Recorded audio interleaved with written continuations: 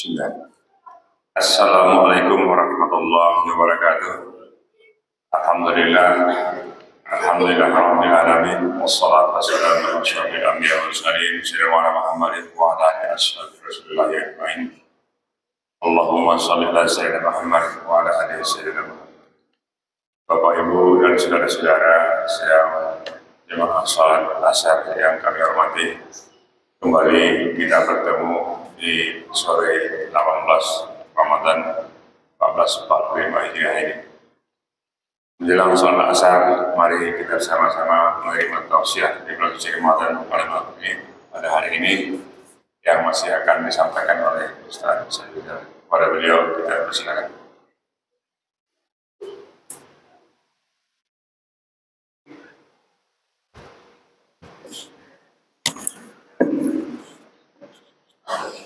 Assalamualaikum warahmatullahi wabarakatuh.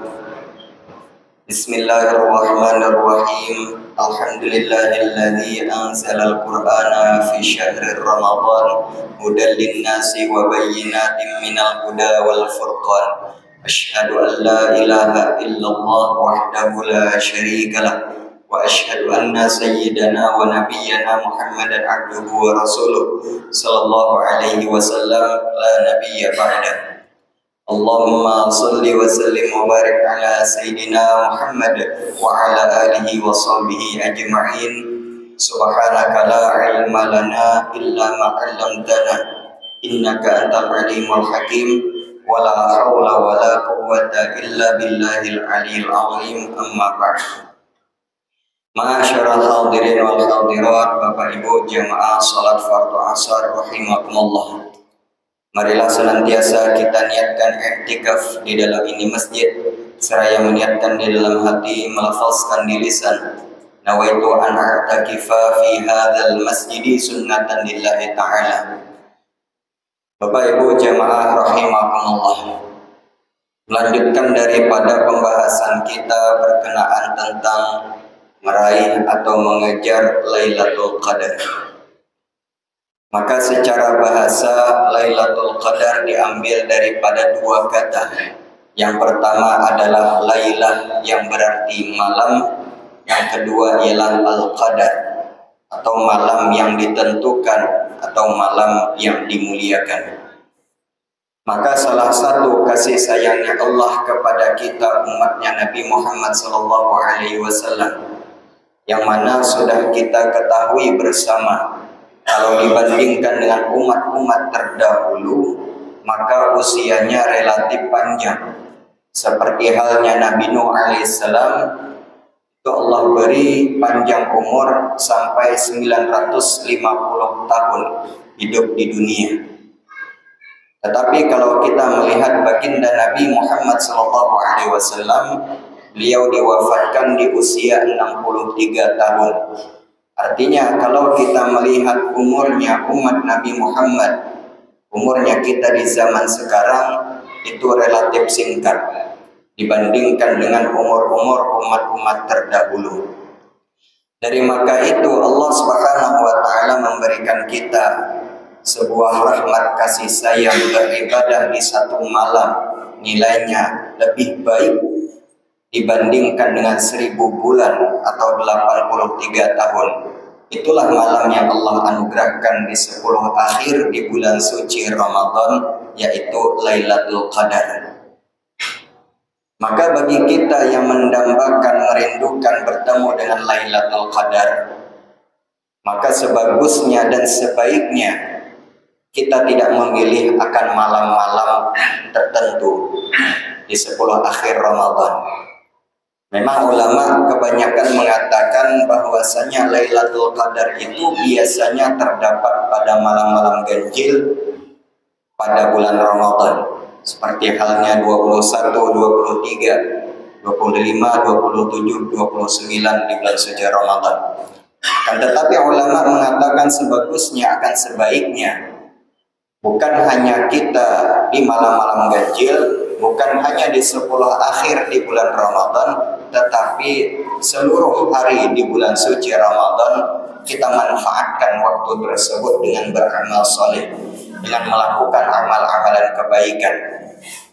Maka orang yang senantiasa melakukan amal kebaikan dan melakukan amal soleh terbiasa ia, maka tentu saja ia tidak memilih lagi akan malam-malam tersebut. Bapak Ibu ma'asyiral hadirin wal hadirat rahimakumullah. Maka di pertemuan sebelumnya sudah kita sampaikan bahwasanya di antara amalan yang sering dilakukan oleh baginda Nabi Sallallahu Alaihi Wasallam di 10 akhir di bulan Ramadan ialah beliau senantiasa beriktikaf di malam hari. Beriktikaf di malam hari artinya beliau lebih banyak menghabiskan waktu beliau di masjid. Kalau seumpama kita di rumah mungkin banyak godaan kita. Tetapi kalau seandainya kita di masjid, maka tentu saja hati kita lebih banyak melakukan ibadah.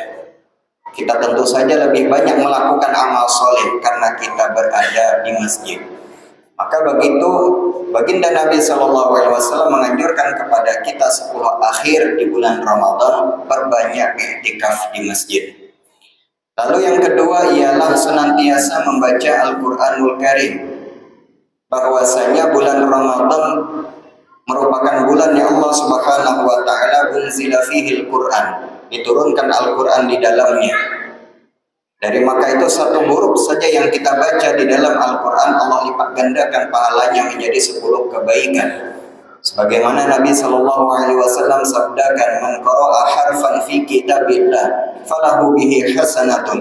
Wal hasanatu bi asyri amsalihha la aqulu alif lam mim harfun walakin alifun harfun wa lamun harfun wa mimun harfun." Satu huruf yang kita baca di dalam Al-Quran Allah lipat gandakan menjadi 10 kebaikan.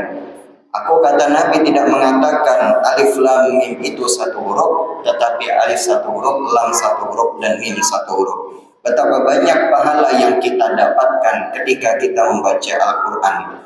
Tidak ada selain bacaan di dunia ini terkecuali Al-Quranul Karim yang Allah lipat gandakan pahalanya satu huruf menjadi 10 kebaikan. Hanyalah Al-Quran satu-satunya.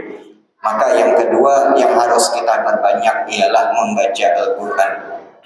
Minimal di dalam bulan Ramadan kita 1 kali khatam Al-Quran.